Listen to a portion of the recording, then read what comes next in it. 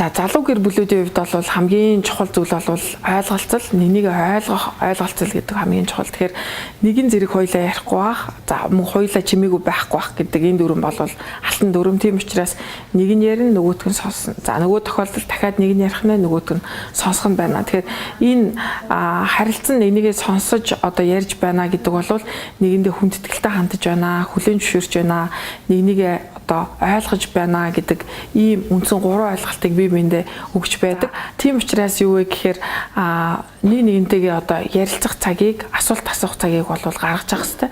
Гэхдээ асуулт асуух, ярилцах энэ одоо хэсэг маань бол ийм тухтай дээрэс нь хоёулаа ямар нэгэн зүйл одоо хийгээгүйгээр байх хэрэгтэй. Жишээлбэл нэг нь сууж идэг, эсвэл нэг нь одоо хоолоо бэлдэж идэг гэдэг ч юм уу те. Эсвэл хоёулаа уцаараа оролцож явах үедээ хоорондоо ярихгүй байх гэдэг ч юм уу. Тэгэхээр аль болохоор нэг нэгэндээ анхаарал хандуулсан энэ үедээ ярьж асуух, лавлах, зөвлөлдөг зүйлүүдээ цаг заавал гаргаж хийж байгаарэ гэж хүсмээр байна.